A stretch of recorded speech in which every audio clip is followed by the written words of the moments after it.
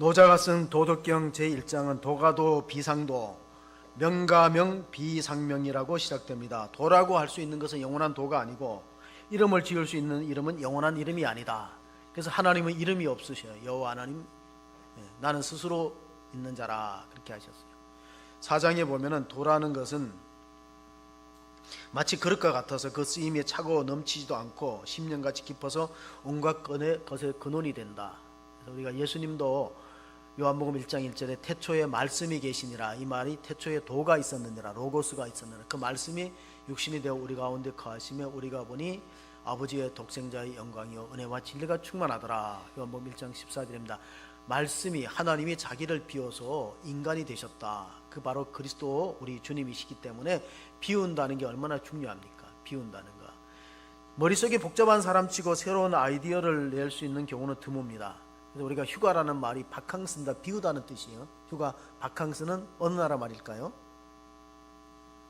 프랑스 말이죠. 불어. 영어로 하면 vacation, 빈다, 비웠다. 그러니까 비워야 뭔가 새로운 것을 채울 수 있는데 비우지 못하면은 새로운 아이디어를 얻을 수 없기 때문에 휴가라는 것은 어떻게 보면은 우리가 기존에 갖고 있던 생각들을 비우고 새로운 것으로 갈아입어야 된다. 예수님도 세술은 세 부대에 담아다라, 그런 말씀하지 않았습니까? 그래서 오늘 본문을 보면은 예수 믿는 사람은 안 믿는 사람하고 사고방식에, 가치관에서, 라이프 스타일에서 바뀌어야 된다는 거예요. 우리가 옷을 바꾸어 입을 때 헌옷을 입은 채 그 위에다 입는 경우는 드물어요.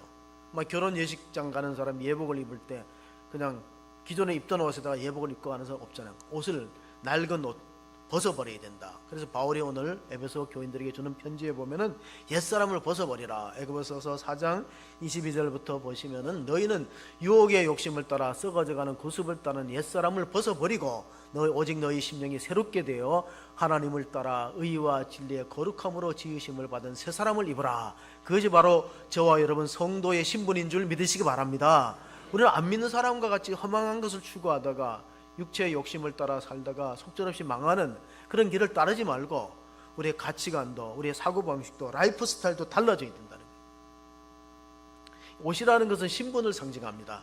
그래서 우리가 창세기에 보면은 최초의 옷이 뭐냐면은 무화과 나무 잎을 엮어서 치마로 엮었어요. 그래서 어떤 유대인들은, 이스라엘들은 이렇게 말하죠. 우리는 선악과 나무 하면은 사과를 생각하는데 그 사람들은 이스라엘에 가니까 선악과 나무는 무화과라는 거, 왜냐하면 무화과 나무 따먹고 그들의 벌거벗은 수치가 드러나니까 잎을 엮어서 치마를 만들었다. 창세기 3장에. 그러기 때 선악과가 무화과가 아니냐, 뭐 그렇게 해석을 하더라고요. 그런데 하나님이 그 무화과 치마로 엮은 치마를 거두고 가죽옷을 입혔어요. 창세기 3장 21절에 보면 가죽옷을 입혔다. 가죽옷을 지어 입힐 때는 짐승이 희생되는 제사를 의미하고 있습니다. 이사야서 64장 6절에 보면은 이사야 선지자가 이렇게 말했습니다. 우리는 다 부정한 자 같아서 우리의 의는 다 더러운 옷 같으며 우리는 다 잎사귀 같이 시들므로 우리의 죄악이 바람같이 우리를 몰아가나이다. 그래서 우리가 하나님 나라에 갈 때 어떻게 가냐면 예복을 입고 같이 해야 돼요. 그래서 천국문에서 안 쫓겨나려면 새로운 옷을 입어야 된다. 그게 바로 믿음으로 말미암는 의로움이죠.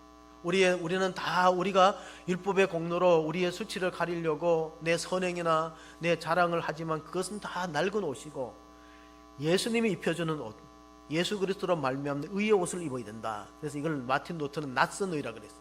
덧입혀진 의, 낯선 의를 통해서 하나님 나라 들어가기 때문에 우리가 좀 생각을 바꿀 필요가 있습니다. 그동안에 율법적인 사고에 젖어 있지 않습니까? 그래서 모든 종교의 그 구조를 보면 마일리지 시스템을 갖고 있어요. 마일리지 시스템이 뭐냐면 내가 착한 일을 하면은 내가 전에 지었던 죄를 상쇄한다는, 아니면 포인트가 적립된다는. 그런데 그걸 바꾸셔야 돼요. 새로운 옷을 입혀주신다. 우리가 하나님 나라에 들어가려면 세마포 옷을, 예복을 입고 들어가는데 그 바로 낯선 의고 그리스도가 우리를 통해서, 그리스도가 십자가 죽으심으로 우리에게 입혀주는 의, 마치 짐승이 죽어서 가죽옷이 주어지듯이 예수님이 피 흘려 죽으심으로 우리가 의로움을, 내가 의로움이 없는데 예수님이 주시는 덧입혀진 의로움을 가지고 하나님 나라에 넉넉히 들어감을 믿으시기 바랍니다. 그게 바로 우리가 믿음으로 말미암아 의롭다는 내용입니다. 스카펙이라는 세계적인 정신분석학자가 있어요. 아직도 가야 할 길이라는 책에서 원죄를 가리켜서 생각의 게으름이라고 해석을 했어요. 생각하기 싫어하는 거예요. 여러분, 사람이 생각하기 싫어할 때 나타나는 병이 뭘까요? 치매예요. 치매. 자꾸 생각을 하셔야 되는데 나이 먹으면 생각하기 귀찮아요. 생각 안 하려고 해요. 그러면 따라오는 병이 있다는 거예요. 끊임없이 생각을 하고 생각이 게을러지지 말고. 유대인 단편 작가 가운데 프란츠 카프카는 성변신 이런 단편을 썼죠. 그 프란츠 카프카가 유대인 출신입니다. 유명한 말을 했는데 인간의 악과 불행의 원인이 뭐냐? 우리가 지금 악이 있고 고통이 있고 불행이 있잖아요. 원인은 딱 두 가지예요. 조급함과 게으름. 어떤 사람 너무 조급해요. 우리나라 사람들 너무 조급하니까 외국 사람들이 빨리빨리라는 용어를 알잖아요. 조급함과 게으름이 모든 악과 불행의 원인이 되고 있다는 것입니다. 최근에 우리가 코로나를 겪으면서 이민에서 갔다가 돌아온 사람들이 계셨어요. 역이민 역풍이죠. 근데 이제 캐나다 이민 컨설팅을 한 10년 동안 한 분들이 이렇게 설명하더라고요. 한국이 힘들다, 뭐 헬조선이라 젊은이들이 헬조선을. 그래서 이제 해외 이민을 꿈꾸는데 도피 이민이나 도피 유학을 가면은 안 된다는 거예요. 그분은 컨설팅 하는 분이니까 캐나다로 많이 유학을 보내야지 자기 수입이 있는데 말리고 있어요. 3, 4년 동안 언어 배워야 되죠. 문화에 적용해야 되죠. 외로움도 극복해야 되죠. 영주권 나오기까지. 그래 고생이 많다는 거예요. 그렇게 해외라는 것이 한국 사람이 가서 살기에 그렇게 만만한 곳이 아니라는 거예요. 근데 우리는 복지도 잘 돼 있고 자녀 교육을 위해서 자꾸 해외 이민을 생각하잖아요. 잘 생각해 보라는 거예요. 이렇게 하면 돼요. 제주도 한 달 살기 있죠. 저는 이런 거 해봤으면 좋겠어요. 제주도 한 달 살기, 평양 한 달 살기. 주사파 이런 사람들은 평양 가서 한 달 좀 살아보고 가보면 느낄 거예요. 북한은 국가 자체가 감옥이에요. 7시 반 되면은 그 북한의 주민 중에 10분의 1 되는 사람들이 다 이게 정보요원들이거든요. 공산당 간부들. 그 다 사상 검증하고 하기 때문에 국가 자체가 거대한 감옥이요. 가족들끼리 마음 놓고 얘기 못 합니다. 체험해봐야 돼요. 체험을 해봐야 어느 나라가 좋고 어느 나라가 진짜 지옥 같은 나라인지를 체험해봐야 돼요. 제주도 한 달 살기, 평양 한 달 살기, 뭐 캐나다 한 6개월, 또 미국도 6개월, 선진국이라는 사람들 살아보면서 얘기를 해야 돼요. 체험하지 않고 살아보지 않고 얘기하는 것은 별로 우리가 설득력이 없어집니다. 제가 느낀 건 하나 있는데, 우리나라는 인천국제공항에 가면은 이 캐리어를 운반하는 카트를 그냥 막 쓰잖아요. 근데 제가 이스라엘인가 터키 가서 카트를 꺼내니까 안 나와. 왜 안 나와? 쇠사슬로 묶어놔서 동전 코인을 넣어야 나와. 근데 우리나라 좋은 걸 느꼈어. 우리나라는 막 그 트렁크 캐리어 가방 얹어서 들고 다니는데 거기는 돈을 집어넣어야 돼. 유로화를 집어넣으니까 나오더라고. 야, 그래서 욕을 했어요. 예. 이런 것도 돈 받고 돈을 유로화를 집어넣어야, 코인을 집어야 끄집어내요. 얼마 전에 우리가 7월 27일 날에 우리나라가 휴전된 지 70주년이잖아요. 53년도 70주년에 우리 국가보훈처하고 여도 순복음교회하고 한미연합재단에서 참전용사들 초청했어요. 90이 넘는 노인들, 휠체어 타는 노인들이 와서 김포공항이나 우리나라를 발전한 걸 보고 깜짝 놀랍니다. 또 그 중에는 본인이 못하면 자녀 손들이 왔어요. 그 장군들, 우리나라에 참전했던 장군들이 와서 이런 얘기를 하더라고요. 자기네들이 53년도에 이 휴전되면서 전쟁을 떠날 때 한국은 너무 황폐해갖고 도저히 이게 회복이 없고 미래가 없는 나라라 생각했다. 미래가 없는 나라. 너무 처참하게 부서지고 집 한 채 제대로 없고 풀도 없는 이런 나라가, 여러분 53년도에 휴전이 되고 35년 만에 88 올림픽이라는 기적의 나라입니다. 우리나라가 35년 만에. 왜냐하면 도글러스 메가더나 이런 사람들도 100년이 가도 복구가 힘들다고 봤거든요. 100년이 가도 복구가 힘든 나라를 35년 만에 88 서울 올림픽을 개최한 나라입니다. 그리고 지금은 또 우리가 부산에 그 유엔 그 묘지가 있어요. 유엔 공원 묘지에 많은 그 장성들이 와서 거기 동료들을 생각하면서 헌화했대요. 여기 한국 땅에 와서 목숨 잃은 그 전우들이 있잖아요. 자기네들은 살아서 지금 90세가 넘었지만, 그런데 이런 말 하더라고요. 우리가 흘린 피가 절대로 헛되지 않다. 한국의 발전상을 보고 한국이 이렇게 변화된 걸 보니까 우리가 흘린 땀이 정말 가치가 있고 소중하다. 만약에 또 한국에서 전쟁이 터지면은 우리가 올 수 있다. 뭐 그런 말까지 했다고. 본인은 올 수가 없겠죠. 어쨌든 그 참전 종전이 되었대. 종전이 아니고 정전이죠. 휴전 70주년, 휴전 70주년 그 기념식 마지막에 불렀던 노래가 어메이징 그레이스입니다. 어메이징 그레이스. 나 같은 죄인 살리신 어메이징 그레이스 마지막으로 불렀고, 또 하나 그 전에 불렀던 노래가, 합창단이 불렀던 노래가 아리랑이라는 노래예요. 그 아리랑의 노래는 왜 불렀냐면 53년도 휴전협정이 있을 때 군악대가 그 판문점에서 마지막 그 아리랑을 연주하면서 휴전이 끝났어요. 그래서 그때를 상가하면서 아리랑 노래를 부르고 어메이징 그레이스를 불렀습니다. 바라기는 이 부산에서 있었던 그 70주년 휴전협정 그 콘서트가 이게 세계에 알려지면 어떻게 되느냐. 우리가 2030 세계 무역 박람회를 부산에 유치하려고 하잖아요. 이게 좋은 효과가 있어서 이게 되면은 우리는 다시 한번 이 경제가 도약할 수 있는 기회가 돼요. 2030 세계 무역 박람회. 그래서 우리가 이 아리랑의 노래가 어머니 같은 노래, 어머니, 우리 민족을 대표하는 어머니 품과 같은 정서가 애환이 담겨 있는 노래입니다. 근데 이 에베소서, 우리가 읽었던 에베소서를 뭐라고 부르냐면 서신서의 여왕이라고 불러요. 우리가 신약에는 서신서가 많잖아요. 로마서, 갈라디아서. 근데 에베소서는 옥중에서 바울이 감옥에서 썼는데 이게 그 윌리엄 버클레이라는 그 영국의 신약학자가 이 서신서 중에 가장 백미다, 여한 것 같다. 그래서 우리가 에베소 교회에 주시는 편지를 1장 우리가 5절 7절 한번 읽어보겠습니다. 그 기쁘신 뜻대로 우리를 예정하사 예수 그리스도로 말미암아 자기의 아들들이 되게 하셨으니 이는 그가 사랑하시는 자 안에서 우리에게 거저 주시는 바 그의 은혜의 영광을 찬송하게 하려 하는 것이라. 우리는 그리스도 안에서 그의 은혜의 풍성함을 따라 그의 피로 말미암아 속량 곧 제사함을 받았느니라. 이 사람들이 에베소 교회의 구성원이에요. 어떻게? 예수의 피로 말미암아 제사함 받았다. 조금 전에 우리는 의로움이 없어요. 우리는 착함이 없고 거룩함이 없지만 예수님 십자가 피 흘리시고 우리에게 의의 옷을 입혀주었다. 그러므로 속량이라는 건 뭡니까? 옛날에 노예를 사고 팔았어요. 종들을. 그럴 때 몸값이 속량입니다.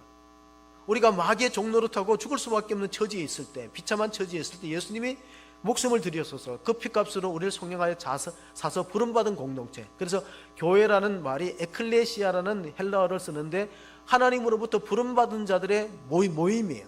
우리는 하나님으로부터 선택과 예정을 입어서 이 자리에 있지 내가 온 게 아니라는.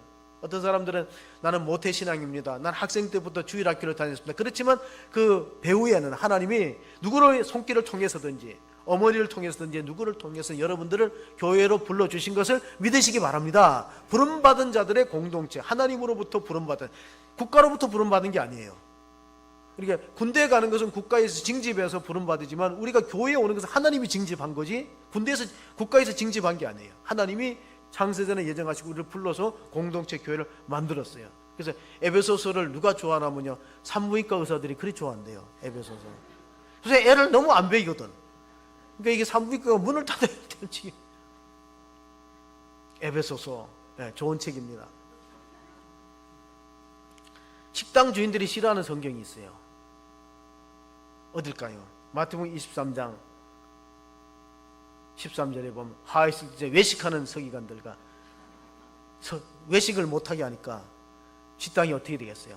식당 주인들은 외식하지 말라는 이 성경 싫어한대요. 하있을 때 외식하는 서기관들과 바리새인들이야. 너희는 천국 문을 사람들 앞에서 닫고 너희도 들어가지 않고 들어가지 하는 자도 들어가지 못하게 하는다. 자, 이 서기관들과 바리새인들 어떤 사람? 종교인입니다. 하나님 믿어요.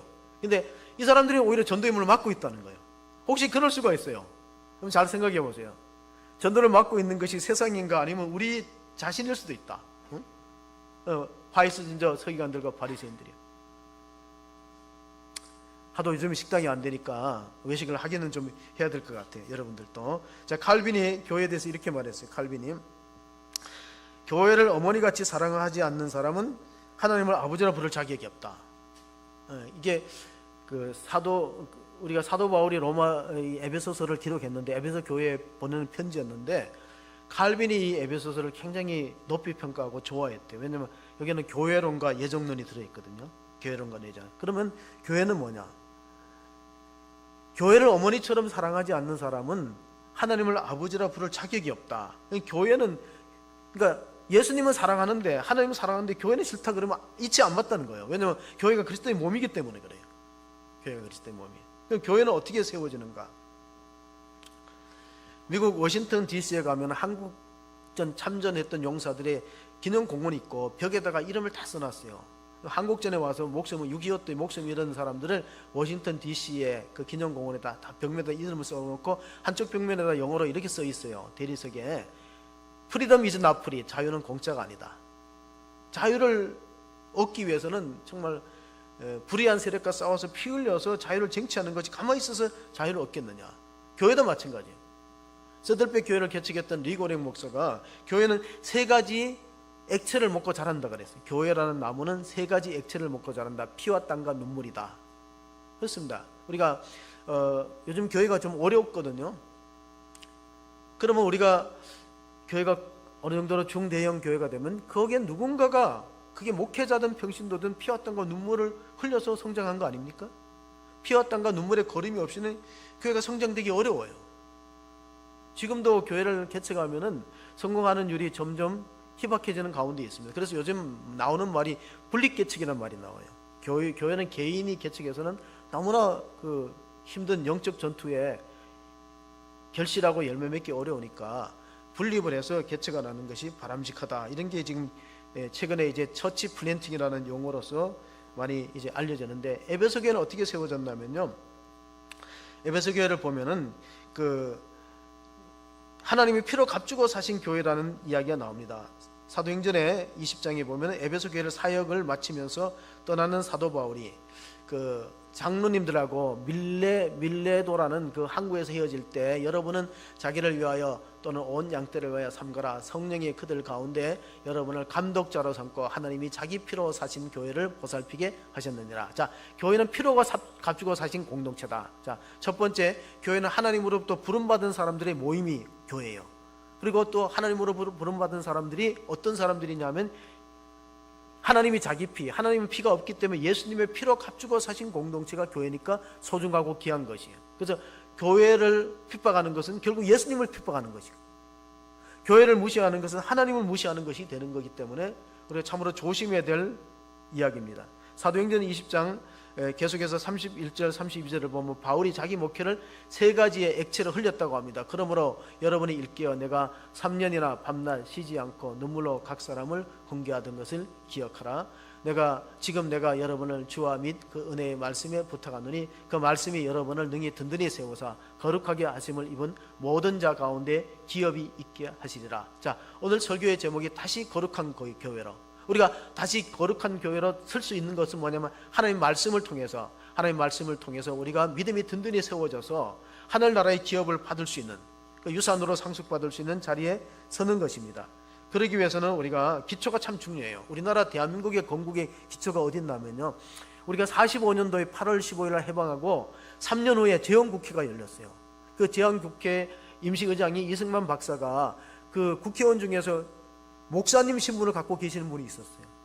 그래서 이윤영 목사님이 나오셔서 대표 기도함으로 우리가 개원하겠습니다. 48년도 7월 달에 첫 국회 개원할 때 그 속기록에 보면 기록이 되어 있어요. 국회의사당 속기록에 이윤영 의원께서 첫 번째 우리가 재헌국회 열면서 기도하였다. 그리고 우리나라의 건국의 기초가 상당히 기독교적이다.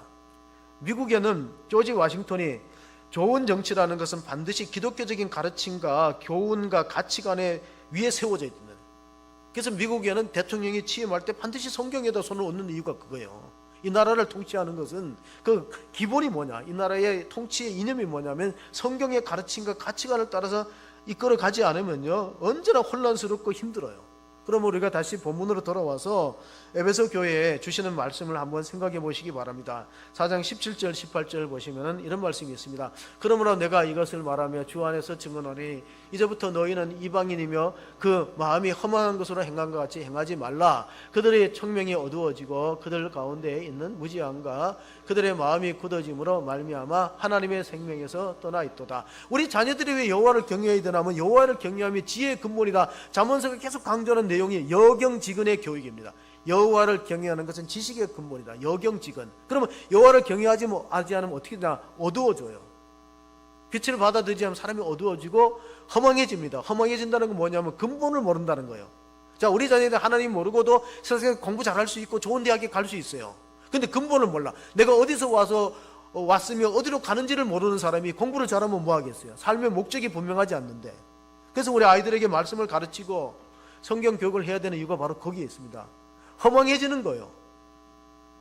작은 일에 낙담하고 실족하고 넘어지는 약한 자들이 되는 겁니다. 자녀들이. 그런데 하나님을 경외하고 자기 근본을 알아보세요. 나는 하나님으로부터 와서 하나님으로 가는 인생이다.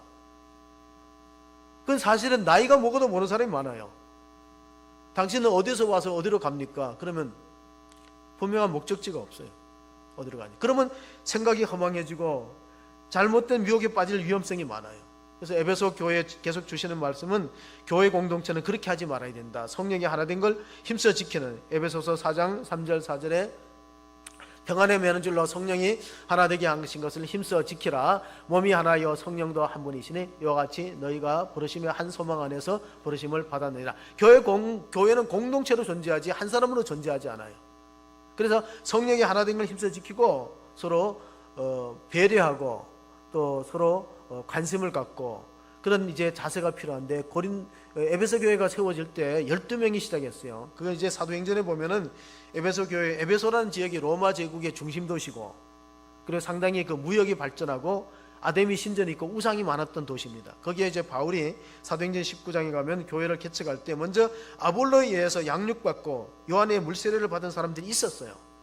사도행전 19장 6절 8절에 보면 바울이 그들에게 안수하며 성령이 그들에게 임하심으로 방언도 하고 예언도 하니 모두 12사람쯤 되니라. 바울이 해당에 들어가 석 달 동안 담대히 하나님 나라에 관하여 강론하며 권면하되. 자, 바울은 에베소 사역이 가장 길었습니다. 해당에서 3개월 동안 설교하고 두란노스원에서 2년 동안 가르친 3년 가까이 에베소 사역에다가 집중했어요. 그리고 그 중심은 뭐냐? 하나님 나라를 가르치는 거예요. 세상 나라를 가르치는 게 아니라, 세상의 정치를 가르치는 게 아니라 하나님 나라에 들어가려면 우리가 어떤 삶을 살아야 되고 어떤 가치관을 가져야 된다는 것을 계속해서 말해주고 있습니다. 우리는 우리의 근대사를 알아야 될 이유 중에 하나가 뭐냐면은, 우리나라가 해외가 막 서구 문물이 들어올 때 세국 정치를 하다가 1882년 5월 22일 날 조미 통상조약을 맺습니다. 아마 고종의 생각에는, 고종 황제의 생각이 이랬던 것 같아요. 우리나라를 삼키려고 일본도, 중국도, 청나라도, 일본도 토시탐토 노리고 러시아도 들어오고, 미국이라는 나라는 아메리카 머니까 그래서 좀 욕심이 덜하지 않겠느냐. 그래서 맺어진 조약이 1882년도 5월 22일 날 조선과 미국 조미 통상조약입니다. 그리고 나서 이제 미국의 문물들이 들어오는데 2년 후에 알리는 선교사가 들어왔어요. 근데 이 한미 통상조약에, 조미 통상조약에 보면 선교사 입국은 없거든요.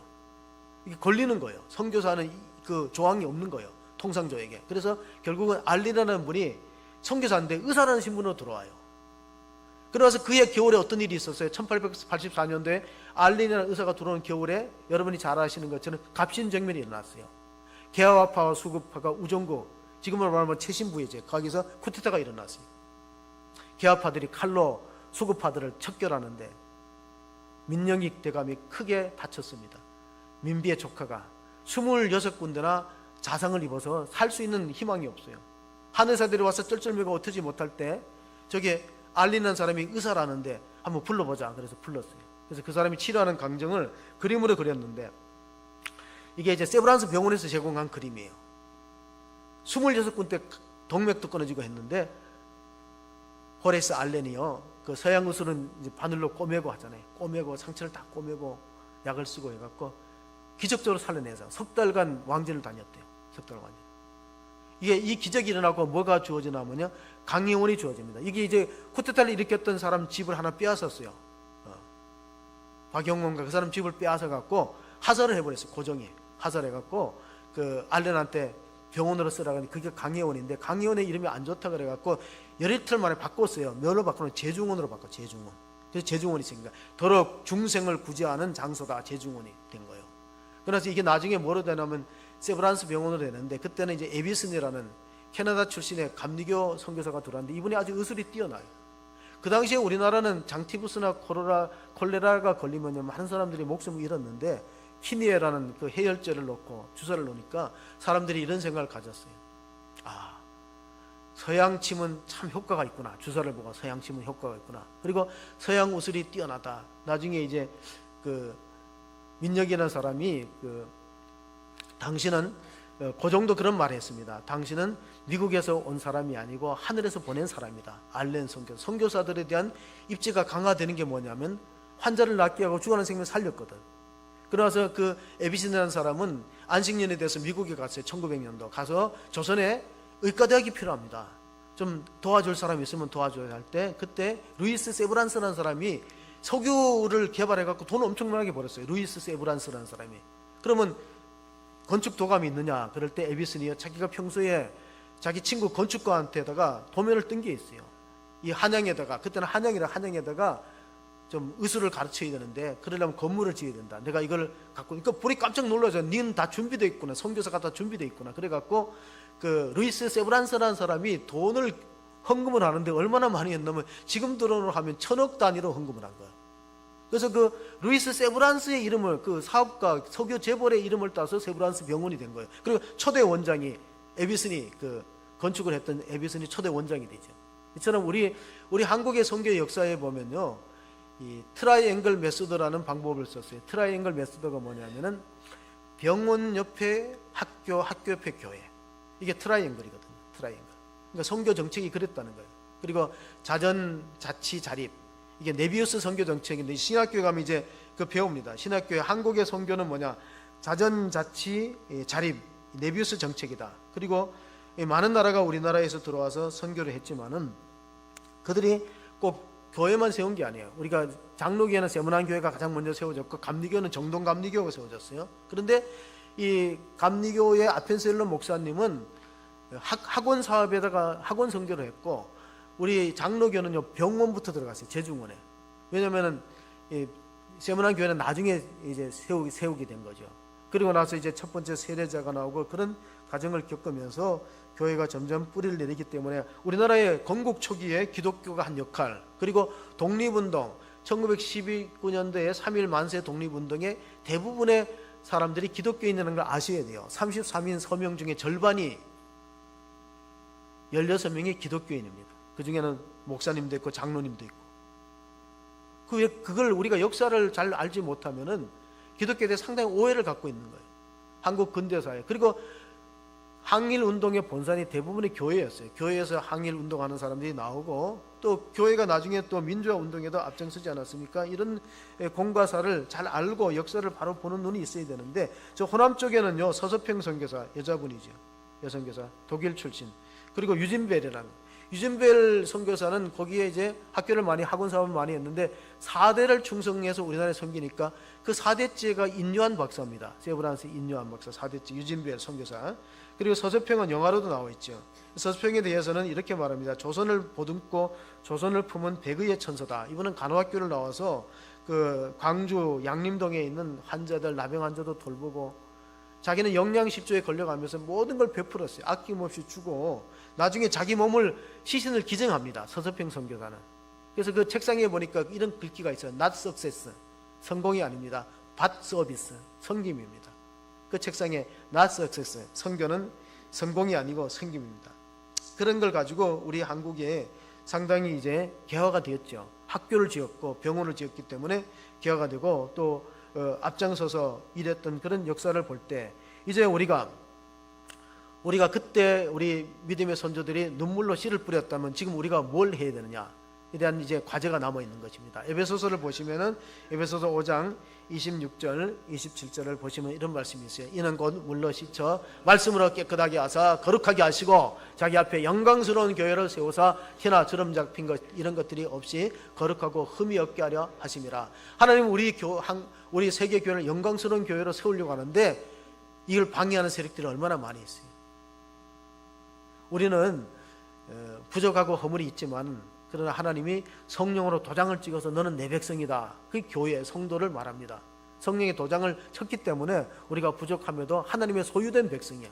거룩한 제사장이고 그의 소유된 나라고 백성인 게 뭐냐면, 에베소서 4장 30절에 보면요, 우리가 하나님의 그 도장, 성령의 도장을 찍어서 너는 내 백성이다, 천국 백성이라는 그런 확신을 주신다는 겁니다. 하나님이 성령을 근심하게 하지 말라. 그 안에서 너희가 구원의 날까지 인치심을 받았느니라. 자, 우리가 성령의 공동체로 교회에 모였어요. 성령이 하나 되고 하나님이 하나고 구주가 하나이고 한 세례를 받고 한 부르심의 소망 안에서 교회 공동체 이루었잖아요. 근데 우리 한 사람 한 사람을 하나님이 성령으로 도장을 찍었다는 거예요. 너는 내 백성이고 내 자녀니까 구원의 날까지 내가 너를 보살피겠다, 약속인데 이걸 우리가 끝까지 못 지키는 경우가 있어요. 예를 들면은 우리나라의 영적인 복음 먼저 북한에 있었어요.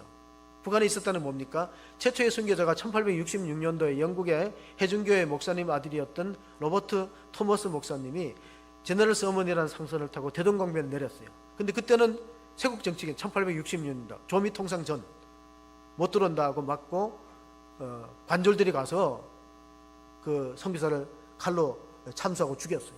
마지막 죽으면서도 자기가 잘 못하는 한국말로 야수하면서 성경책을 뿌렸어요. 한문 성경책. 이분이 원래 중국 선교하려고 갔다가 토마스 목사님이 상해에서 부인이 죽어요. 사모가 상처예요.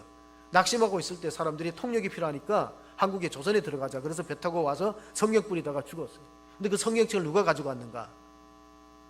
박충건이라는 사람이 목을 쳤는데 그 사람도 나중에 예수 믿고 영수 장로가 되었고, 그리고 박영식이라는 사람이 그 성경 한문 성경을 가지고 도배를 해버려요. 집에 도배지가 없으니까 그냥 벽에 발랐는데 도배지 성경을 읽다가 믿음이 생겼어요. 그래서 그게 뭐가 되냐면 거기가 장대영 교회가 됩니다. 그러니까 이게 참 하나님의 섭리가 오묘한 게, 그 마지막 죽어가면서 복음도 못 전하고 마지막 죽어가면서 대동강변에서 피를 흘렸던 토마스 선교사님 뿌렸던 성경책을 집에다 도배했다가 그 박영식이라는 사람의 집에 널다리꼴 그 장대째 교회가 되고, 그 장대현 교회가 뭔 일이 있냐면 1907년에 평양 대부흥운동이 그 교회에서 일어난 거예요. 그 집에서.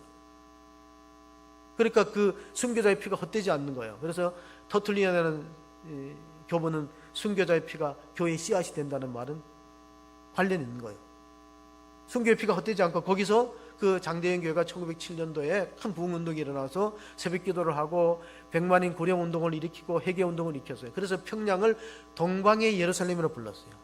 자, 그러면은 하나님의 엄청난 축복이 북한에 쏟아졌잖아요. 동방의 예루살렘이고 평양 대붕이 있는데 그걸 누가 앗아갔어요? 그걸 삼켜버린 것이 공산주의의 마수예요. 공산주의. 결국은 거기에 있던 중요한 자원들이 다 남한으로, 한경재 목사님도 월남하고 다 남한, 거기에 있던 소중한 자원들이 다 우리나라로 넘어온 거예요. 북한에는 더 이상 교회가 설 수 없어요. 선교사를 추방하고 문 닫고. 그래서 복을 빼앗겨버린 거죠. 복을. 만약에 그대로 자유민주 체제로 들어갔다면 북한이 엄청나게 영적인 축복을 받고 교회가 왕성하고 그랬을 것인데, 안타깝게도 선교사들 다 추방해로 교회는 폐쇄해버리고 교회당은 다 군수물자 하는 창고로 만들어버리고, 하나님이 없으니까 저렇게 가난하고 비참한 나라가 되었습니다. 여러분 잘 비교해 보셔야 됩니다. 똑같이 45년대 쌍둥이로 출발했어요. 똑같은 쌍둥이로 출발했는데 체제가 어떠냐에 따라서 엄청난 차이가 있는 거예요. 만약에 우리가 북한에 태어났다면 어떻게 살아갈까요? 지금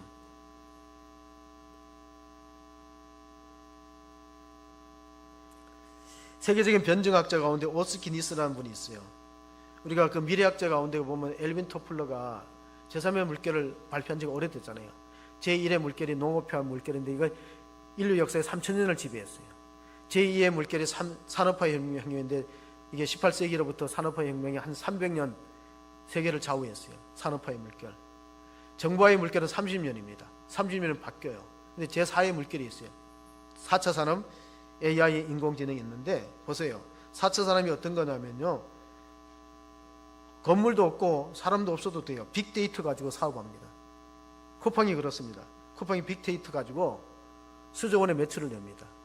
4조 원의 세계로 접어들어요. 지금 한국 세계 기독교를 위협하는 세 가지 물결이 있다. 오스키니스라는 변증학자가 말했어요. 세 가지 물결이 뭐냐? 잘 들어보세요. 첫 번째는 붉은 깃발입니다. 공산주의입니다. 두 번째는 검은 깃발입니다. 이슬람입니다. 세 번째는 무지개 깃발입니다. 동성애입니다. 근데 서구와 동구는 다 그것 때문에 기독교가 몰락하고 있어요. 근데 그 지도자들이 한국에 와서 얘기합니다. 한국만을 막아달라고. 한국만이 유일한 방파제다. 지금은 세계의 기독교가 이슬람한테 잠식당하고 동성애나 차별금지법 때문에 교회가 무너지고 있는데 한국이 유일하게 마지막 보루다. 한국이 이걸 막아달라고 부탁하고 눈물 흘리고 부탁합니다. 왜? 애들 교육이 안 되는 거예요. 동성애가 되니까 학교가 엉망이 되고, 남자끼리 결혼하고 여자끼리 결혼하면 애가 생기겠어요? 자동적으로 저출을 안 되죠. 보세요. 동성애를 허용하는 것은 창조 질서의 위배, 성경의 가치관에 어긋나는 것뿐 아니라 출산율에도 전혀 도움이 안 됩니다. 다행히 한국은 예수 믿는 국회의원이 몇 명인가? 21대 300명 중에 125명이 예수 믿어요. 20대는 102명이었는데 23명이 더 늘었어. 그래도 교회에서 연합된 목소리를 안 내면 통과될 수 있어요. 그걸 잘 아셔야 돼요. 교회에서 연합된 목소리를 안 내면은. 국회의원이 40%가, 예수 믿는 사람이 40%가 넘어요. 300명 중에 125분이 크리스찬이라고 이렇게 신상명세에 적고 있어요. 얼마나 다행한 일입니까? 자, 세 가지 물결입니다. 하나는 붉은 물결, 공산주의. 공산주의와 교회는 양립할 수 없기 때문에 교회가 설 자리가 없죠. 이슬람들이 지금 대구에도 그렇고 대전에도 그렇고 전라도에 그렇고 할렘 식품을 판매해달라고 하고 또 모스크를 지으면요, 지금 우리나라에도 외국인 근로자가 많이 오기 때문에 모스크를 지으면요, 아무래도 가는 사람이 있고 전도되는 사람이 있어요. 기독교 인구가 감소될 수밖에 없죠. 그리고 차별금지법이 통과되면은 복음을 마음대로 전할 수가 없어요. 왜냐하면 기독교만이 유일한 진리라면요, 차별금지법에 걸립니다.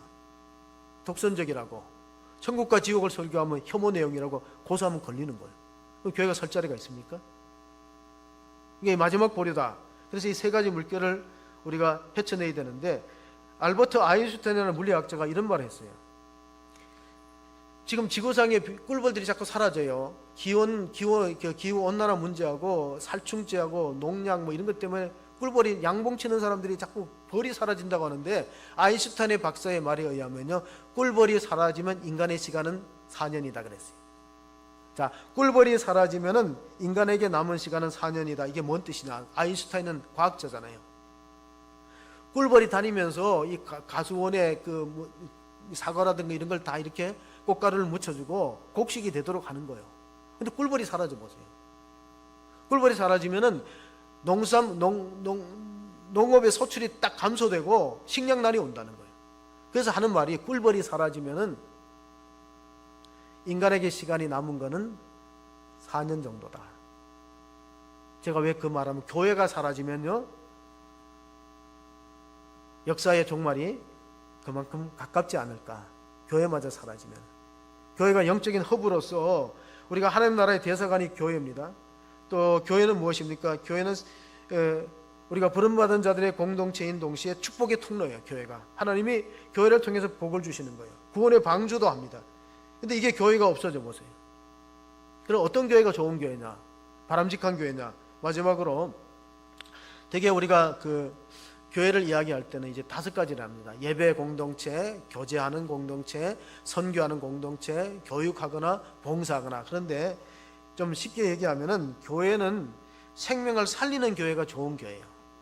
애들이 와서 애들도 놓고, 애들 애 못 넣는 사람도 와서 생명을 하여튼 영적으로 살리든 생명을 살리는 교회가 좋은 교회예요. 구원받는 사람이 늘어나는 교회. 그리고 구원의 확신이 없던 사람이 그 교회에 들어와서 설교를 듣고 구원의 확신이 생기면 좋은 교회예요.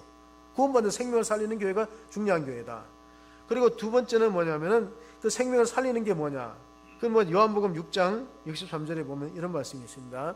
살리는 것은 영이니 육은 무익하니라. 내가 너에게 이르는 말이 영이요 생명이라. 자, 하나님의 말씀을 통해서 우리 영혼이 살아나면 좋은 교회죠. 두 번째로는 예수 닮은 사람이 많으면 좋은 교회예요. 아, 저 사람 보니까 꼭 예수 믿는 사람 같아. 참 인품이 훌륭하다. 그럼 예수 닮고 성가된 사람이 많으면 좋은 교회예요.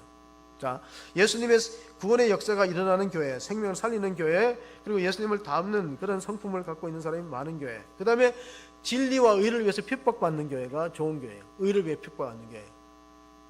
의를 위해 핍박받는 게 뭡니까? 옳은 목소리를 내고 바른 소리를 하다가 핍박과 어려움 받을 수 있어요. 코로나 시대에도 많은 핍박과 어려움들이 교회도 있었을 거예요. 그게 정상적이고 자연스러운 것이라는 거예요.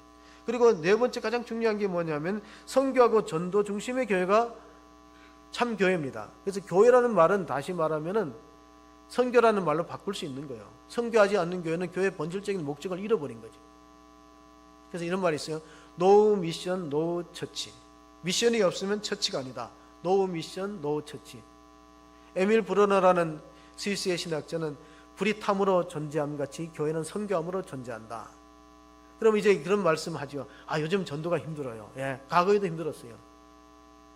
쉬운 때는 별로 없었어요. 과거에도 힘들어요. 그러니까 교회는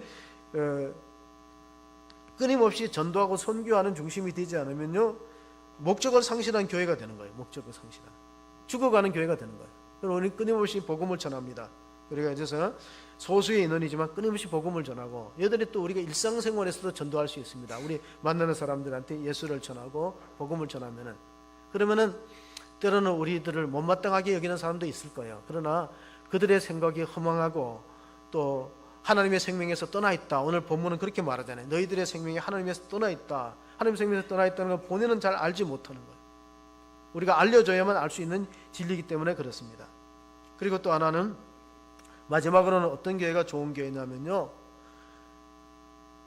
모이기를 힘쓰는 교회가 좋은 교회입니다. 모인다는 건 우리가 주일날 모이는 것도 있고 소그룹도 모이고, 하여튼 모이기를 힘쓰는 교회가 좋은 교회인데, 마지막 때가 갈수록 모이는 것이 어려워져요. 그래서 히브리서 10장 24절에 보면 서로 사랑과 선행으로 격려하라 그랬어요. 서로 옆 사람을 격려해야 돼요. 서로 돌아보아 사랑과 선행을 격려하며 모이기를 피하는 어떤 사람들과 습관과 같이 하지 말고 오직 권하여 그날이 가까우면 볼수록 더욱 그리하자. 6.25 전쟁 때도 주일 성수했습니다. 아셔야 돼요. 우리가 신사참배를 막 강요당할 때도 일제시대에도 주일 성수했고, 6.25 와중에도 주일 성수했고, 6.25 와중에서 낙동강 방어 진지가 겨우 이렇게 구축되면서부터 부산으로 피나온 목회자들이 초량교에 모였어요. 250명의 목사 장로님들이 뭘 기도했냐면은 인천 상륙작전을 위해서 기도했어요. 이게 성공하지 않으면 우리는 현해탄으로 다 갈 수밖에 없다. 파죽지세로 밀고 내려오니까.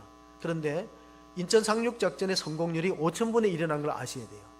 거의 불가능한 거예요. 안 되는 5,000분의 1. 그게 9월 15일 날 성공했는데, 그 전에 2주간 부산 초량교회에서 정말 회개의 눈물을 흘리면서 기도해, 하나님 이 땅을 버리지 말고 한국교회를 지켜달라고. 하나님 그런 기도 응답을 했는지 9월 15일 날 상륙작전 성공하고 9.28 수복이 된 거예요. 그게 1950년도예요. 그러니까 이게 우리나라는 참 기적의 나라예요. 하나님이 우리나라를 도우시고 보호하셔서 여기까지 왔다는 사실을 아시고, 제가 말씀을 드리는 것은요, 교회에 대한 자긍심이 좀 있어야 돼요. 우리가 정말 지금 상당히 그 교회가 위축되어 있거든요. 뉴스나 언론도 자꾸 그렇게 그런 쪽으로 몰고 가기 때문에. 그런데 우리 한국 역사에서 교회가 한 역할들이 굉장히 크다는 걸 아셔야 돼요. 근대화와 민주화에 교회가 없었더라면은 이런 병원도 대학도 안 생겼다. 그걸 아시고 자부심을 가져야 우리가 정말 교회를 영광스러운 교회라고 하고 자랑할 수 있는 마음이 있어야 전도가 되지 않겠습니까? 아프리카에도 핍박이 많았는데 아프리카 사람들은 서로 이렇게 모여서 예배를 드렸대요. 우리가 밀림의 정글에 들어가서 예배를 드리는데 암호가 뭐냐면 당신의 풀밭은 여전히 푸릅니까? 이 구호예요. 왜냐하면 예수 믿다가 모여서 예배드리다 잡히고 고문당하고 죽으니까 공공연히 못 모이고 풀밭에 들어가서 잔디밭에 들어가서 숨어서 숲이 우거진 데 숨어서 예배드립니다. 당신의 풀밭은 여전히 푸릅니까? 이런 박해와 핍박 속에도 당신은 여전히 예배하고 있습니까? 그 사람이 성도고 교회인 것을 믿으시기 바랍니다. 그런 교회를 만들어가는데 함께 동력이 되는 귀한 성도들이 되시기를 주의 이름으로 축복합니다. 아멘. 하나님 아버지 감사합니다. 오늘 사도 바울은 에베소를 통해서 부르심의 한 사명 안에서 우리가 하나님 나라를 유업으로 받고 영광스러운 교회의 일꾼으로 부름을 받았습니다.